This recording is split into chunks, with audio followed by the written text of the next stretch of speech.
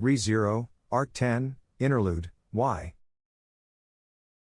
When I discovered that flower bud, yet to blossom, in that courtyard, I unwittingly halted my feet. It was a courtyard with blossoming flowers of all kinds and hues. Regrettably, I was not very well versed in the names or varieties of flowers, but I had heard that these were precious blossoms that had budded from seeds brought from all over the country. That was how expansive and ornate this flower garden was. The gardeners entrusted with its care must have found their labor's fruit worthwhile. The refinement of this flower garden was truly proof of such. In all honesty, when I had first entered the courtyard, I did not harbor many expectations for its flower garden, brimming with color. I was already deficient in the sensitivity to admire flowers, and did not bear much interest in the courtyard at my parents' home.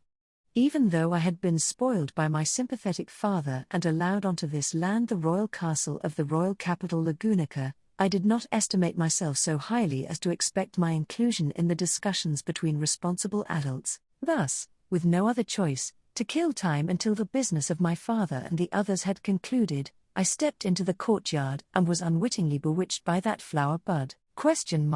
What lay before my amber gaze was a large bud with its head drooping. Enclosed within it were petals with a faint tinge of red, and the reason for my captivation by the bud, yet to blossom, was because my own self, sojourned with an unescaping frustration, seemed to overlap with that flower bud was a rather poetic thought, and far too excess of an intoxication with myself. But it was true that I empathized with the flower bud, yet to bloom its marvel in the midst of a flower bed blossoming with outsized flowers, their fluorescence proclaiming their enchanting allure till the very horizons. Just what is it that I am capable of, and what is it that is desired of me? I am blessed in my birth, blessed in my pedigree, blessed in talent. This conceit I did possess. I also possessed something akin to a purpose that I must live up to fruits of outcome even greater than those that would correspond to my birth, my pedigree, my talent. And finally, I possessed the self-awareness that this conceit and this purpose were fatally incompatible with my own desire. If I were to say it, then amidst the blossoms of flower seeds planted in that flower garden, I was the sole immature seed that remained a flower bud, fostering doubts for how to bloom. The other seeds bore no doubt, no indecision, and discerned their domains, comprehended them, and implemented themselves fulfillingly. And yet, I was, just, what kind of a flower will you blossom? I inquired so of the flower bud and sealed my breathing, met with silence incapable of responding. Enveloped in the sweet scent of the fragrant blooms, I failed to understand or be understood by even the flower bud with whom I had felt a camaraderie. After all, what my insolent self wished for was not to blossom into a grand, enrapturing, and vivid flower, but rather to become a gigantic tree that would protect those flowers from wind and rain. Yes, I found myself who bore this doomed desire to be a futile, comical existence. That moment, something fell onto the flower bed of swaying buds, in the company of a terribly unseemly shriek. I widened my eyes upon the abrupt happening, rendered immobile as though my feet were stitched to the ground. Within my blank white mind, all thoughts suspended, resounded the delayed echo of an alarm bell warning of danger, and the plenitudes of mental preparation and first responses in such a circumstance. But, before I could haul them out of the depths of my mind, the personage who had fallen onto the flower bed before my eyes, nearly face first, sprung himself upright. Koffuk. What is that? Mud? Vocalizing so, whilst disheveling his beautiful, golden hair and blinking his eyes that were red as glimmering jewels, the young boy who had grandiosely smeared himself with soil crawled himself out of the flower bed. That was, as expected of my eminent self. Despite imagining it to be the end of the line by falling onto a paving stone head first, it would seem my eminent self can shrug off even such predicaments with my natural fortune. That was my first reminiscence with the last Lion King. A hoarse breath escapes me, and my consciousness returns to life. My five senses begin to awaken, and a myriad of information is successively dispatched into my brain. In that moment, the most powerful beseechment to my mind and body is that of inescapable, vehement thirst. Thirst, Yet it is not simply the mere thirst of the throat. Not enough. Not enough. Not enough. In every single conceivable place inside my body, there is not enough water. They are craving moisture, starving for hydration. My nasal cavity, that is the passageway for air, and my throat are both thirsty. My gastric lining that digests food is thirsty. Even upon blinking, my eyeballs become thirsty. The veins that should be circulating blood throughout my whole body are thirsty, and my soul that beseeched this deficiency is thirsty. Thirst. It is thirst. Thirst is eating to rot my lifeline. My mouth is so thirsty that my numb tongue is unable to enunciate a proper sound. Wanting to do something about this thirst, I tried to call for someone. I can't vocalize any voice. Rather than calling for someone, moving myself will be faster. No, I cannot even conceive of it. Like how someone who is drowning ends up drowning their rescuer by clinging to them, my mind has turned into a blank slate from the thirst. My body, thirsted to its utmost, I beseech it from the top of my head to the ends of my feet and scrape together the meager strength that is left in my body and somehow try to upraise myself. I upraise myself. I try to stand up. I stand up. I try to walk. I start walking. I try to search. I search. Desperate. I was desperate. In my mind that is tyrannized by thirst, I admonish myself that this is my last chance. If I halt my feet, if I slip and fall, if I make even a single error, I won't be able to do the same thing again. I won't be able to search. I won't be able to walk. I won't be able to stand up. I won't be able to upraise myself. I will sink in the deluge of this aimless, barren thirst, and never again, never again, never again. With every fragment of strength in my frail body, I somehow push open the heavy door and exit outside. As I curse this thirst of my body that would have verged on defeat by even the faintest of breezes, I compel my gaze to swivel. My vision is bleary, difficult to see. Narrow. I immediately discern it is due to one of my eyes being covered. But, even before my vision is secured, a faint, fragrant aroma carried upon the breeze wafts to me. Lured by it, I tilt my head to discover a vase with amber and pink flowers arranged therein. HK. No time to think. I pounce at the vase, as though flopping onto it, as though tearing at it. I extirpate the adorned flowers and tilt the vase in my grasp with both of my arms. And, as though showering in the water that was arranged for the flowers, I drink, drink, drink. The spilled water traces the edges of my lips and my cheeks, dousing my nape, drenching even my black nightgown. I don't mind. In a violent fit of coughing, I discard the vase, and the sound of shattering porcelain reverberates. EO. I violently wipe my mouth with the back of my hand, and turn around. Vases are set in the corridor at even intervals. I approach one with greater strength regained in my feet, throw the flowers aside, and gulp down the water. Toss away the vase. And again I make for the next vase, repeating this twice, thrice, pouring water onto my parched body, whilst retrieving my own existence from the thirst. I once again make for the next vase. You mustn't. Accompanied by a piercing call, my wrist is seized and I turn backward. The one gripping my wrist, frozen in place with eyes dilated, restraining me, is an aged, white-haired butler. Before I could haul out the memories of who he was, submerged in thirst as they were, a mired, violent emotion overspills from me. Let me go. My right arm apprehended, I swing my left hand and clobber the opponent's body with all my might. I literally hold nothing back. I attack to smash his bones or cleave his flesh, but the aged butler effortlessly parries this with another hand and brings it to a close with both sides unscathed. Physique, ability, experience, I could discern a sprawling plethora of reasons for it. But I won't stop. Let me go. Let me go.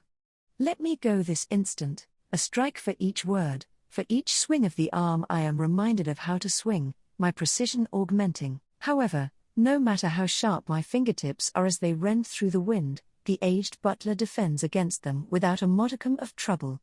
I can gradually feel the creeping shivers of thirst seeming to crawl up from beneath my feet. I'm begging you, Please let me go. My throat is parched. I'm thirsty. So thirsty, so thirsty, so thirsty, so thirsty, so thirsty, I can't tolerate it. HK, ? Please calm down and compose yourself. I will provide you with water right away. To add to that, you mustn't walk barefoot. You must receive treatment. ? Water. Lee? You have water? ? I do. I shall bring it immediately. But before that, please receive treatment. The vigor that wrings my body in desperation steadily dissipates at the aged butler's entreaty. The thirst yet subsists. The thirst is marginally better than what I had experienced right upon waking up. If he has the water to cure that thirst, then I am glad. It's a huge help. I'm very grateful. ? Treatment. As my body gradually relaxes its strength, I incidentally cast my gaze downward upon that incongruous word. I look to discover that by the aged butler's and my own feet are bestrewed red vestiges left on the carpet lying on the corridor. They start midway through the corridor and terminate below my feet. It's blood. I didn't take notice, but I must have stepped upon the broken shards of the smashed vases and drenched the corridor with bloodstains, it would seem. What I had trampled underfoot was not just the shards, but also the flowers I had thrown aside from those vases. The trampled, scattered petals meld with the efflux of blood, painting dreadfully foul, mottled patterns. Dreadfully foul, mottled patterns. In that moment, ominous black mottled patches flashed through my mind. ? AA, my slender throat howls a screech, writhing in agony. He must have let his guard down, as I was seeming to calm down for a moment. The aged butler's restraint unfastens in reaction, and I flail my liberated arms to rend my drenched nightgown, to inspect my body. Coiling bandages, and pallid, wearied skin bereft of color the parts those bandages are concealing. Repulsive black patches drape over my entire frame, cursing this body with toxic venom. ? No, Ferris. Ferris. Where are you? The wailing screams escape from me, as my own body seems to me something so unsalvageably defiled. I don't want to rip off the bandages and witness what lies underneath.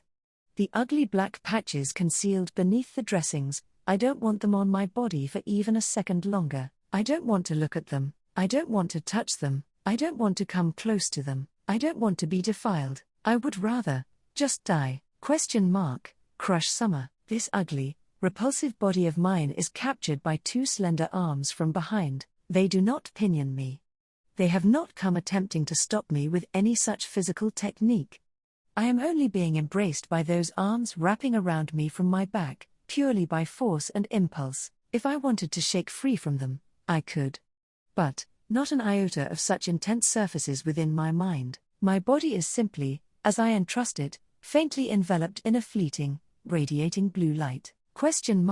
It's all right. I am right here. I am here, right next to Crush Summer. ? Is Ferris? Yes, HK. That's right. It's Ferris. The arms coiled around my body tighten their embrace, yet I feel neither ache nor fear. When I take notice, I have already collapsed at that spot, sitting slumped upon the floor. Naturally, the person hugging me, Ferris, has also sunk to the floor of the corridor with me. I incline my head to peer, and right there is the lovable boy's face, close enough for our breaths to intertwine. His round pupils quivering in tears, as he is earnestly endeavoring to not let his facial expression collapse, he appears so very beloved and gallant. In natural spontaneity, the sense of rejection toward all things which brims inside my body dispels. ? But, I am scared. I am still scared. My body. Those black mottled patches are still. ? Crush Summer. If you are concerned about that matter, then that has already been. Ferris, will G. As the aged butler is about to say something, Ferris calls him so and cuts him off. Upon sustaining Ferris's glance, Wilhelm, yes, Wilhelm. He's Wilhelm. The aged butler is Wilhelm, is the sword demon, is a preeminent swordsman, is a dependable person. Wilhelm at my front, Ferris at my back, I am interposed between them. ? Ferris, please listen, crush summer. You need not worry about your body. Please excuse me, ? As he embraces my trembling, racking body, soothing my faltering gaze, Ferris's hand slowly begins to unravel the wrapped bandages. I can only gasp at his tender yet terrifying action, unable to do anything but view as those dressings slowly coming undone. The frayed nightgown that I had rended from the neck to the breast with my own hands, the skin peeking from its gaps comes bare and unconcealed, absent from there are the patches I had feared, as my eyes begin to widen. ? Ferris, it is not only here. From your arms, your shoulders, your legs. The patches have been removed. Whilst pronouncing so, Ferris unwraps the bandaging on my collar as well, and elevates my arm as I stand stunned. While it does seem parched, desolate from the thirst, all traces of those black mottled patches have disappeared from my arm, and at last, I notice that torment, as though cauterizing my body, as though boiling, scalding water torrenting throughout my entire body, has come to cease without my awareness. The thirst persists. Its remnants are yet there, however, that is the thirst which craves for life that my body is seeking after having broken free from that torment. ? Ferris. That curse. Did you? From my body, Ferris, the leeway to reflect upon myself is birthed in my heart, as my mind finally arrives at it. Whilst I continued to rot in that torment, every morning, every evening, every day, Ferris had devoted his power to exhaustion in order to heal it. In full intrepidity and sincerity, his wish has borne fruit, and he has rescued me from that prison of anguish. Ferris, no, that's incorrect. I was unable to do anything. However, those questions and anticipations are repudiated by none other than Ferris himself. Shaking his head, disappointment sojourning in his yellow pupils imbued with a deep dye of dejection and despondency toward himself, he gently touches my arm from which those patches have vanished as I swallow my breath, watching his lips quiver in trepidation. He wavers to voice what he must, resolves himself, then wavers yet again, repeating this cycle a number of times, before Ferris finally commits to his determination and vocalizes it. That being, Ferris, in order to heal your body, crush summer, we turn to the cooperation of the Church of the Divine Dragon. ? Ferris, a girl who named herself as a saintess of the Church lent us her strength. I was unable to aid you, crush summer. I'm truly, very sorry. With enough tears to fill a cup in his eyes, Ferris speaks with a quavering voice, to which I am rendered voiceless. Steadily, my brain, released from the agony, progressively being liberated from the mighty thirst, comprehends the significance of the words he has spoken. The Church of the Divine Dragon, it is an organization that harbors deep, profound faith in the existence and grace of the Divine Dragon who has protected the kingdom of Lagunica since antiquity, and lends assistance in maintaining peace and calm for the citizens of the kingdom. Forbidden from involving itself in the body politic for the purpose of prohibiting their actions from carrying too much influence, the Church of the Divine Dragon's faith and fidelity, whilst agreeable as a legitimate and splendid thing, to the contrary is something we couldn't easily recognize for the being that the Church of the Divine Dragon esteems to the utmost, and our way of being were fully irreconcilable with one another. ? The Dragon. The Church of the Divine Dragon follows and proffers gratitude toward the covenant formed between the kingdom and the Divine Dragon. That is to say, the preservation of the covenant is the first priority for the kingdom's prosperity above all else for them, and the members of the royal family who were lost when inordinately unmerciful blight have been regarded as cogs for the covenant, the same philosophy as the kingdom, with the same values that disposed his death, the death of Fourier Lagunica, as merely an act of nature. ? A chill creeps up through me, the surge of formless emotions bayonet my chest, I feel nauseous, the thoughts, images, sentiments surfacing in my mind all give a chaotic stimulus to my five senses. Light kindles my hearing, odor kindles my vision, ache kindles my taste, voice kindles my touch, taste kindles my smell, things that ought not originally have connection join forces and crusade upon me. Why did that name come forth? Why did that smile emerge in my mind? Why did his voice resound in my ears? Why did I feel that face from those reminiscences? Why did I remember the taste of the blood and tears that grieved his death? Why did Crush Carsten remember Fourier Lagunica? Crush, a sensation of revival, the loss and purpose, the loving affection and sorrow, the rage and joy, the warmth and glacial cold. That person, eternally estranged and forever distant, the pleasant recollections and unpleasant attachments of him coalesce together, meld together. But I am lethally aware of one thing. Crush, the royal selection. A note spills from my trembling lips, to which Ferris's shoulders shudder, and even Wilhelm, whose face I can't see, I can tell firmly stiffens his body. We are irreconcilable with the Church of the Divine Dragon.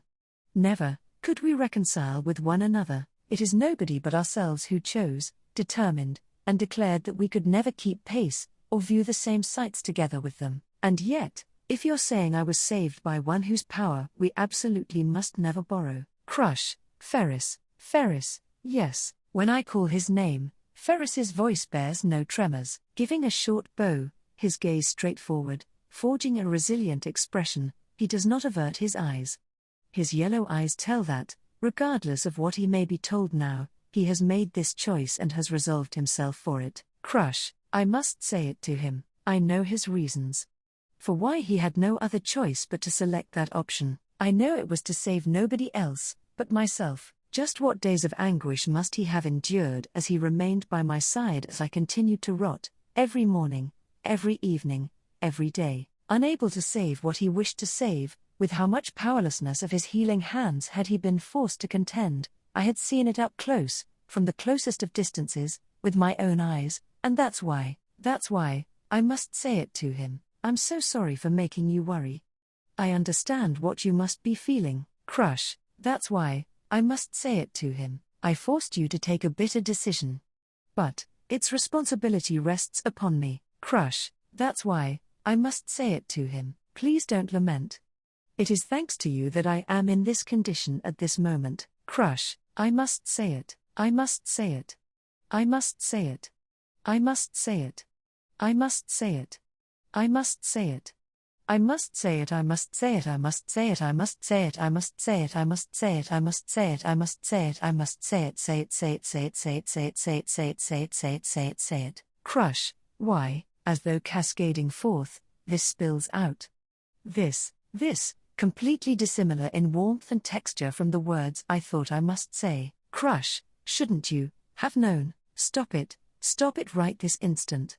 Shut your mouth, close your eyes, and lacquer your consciousness, the things before your eyes, everything that has transpired, the choices that were made. Avert your eyes from all of them, forget all of them, defy all of them. Crush, Ferris, you alone were supposed to be the same as me, and yet, I must not say it.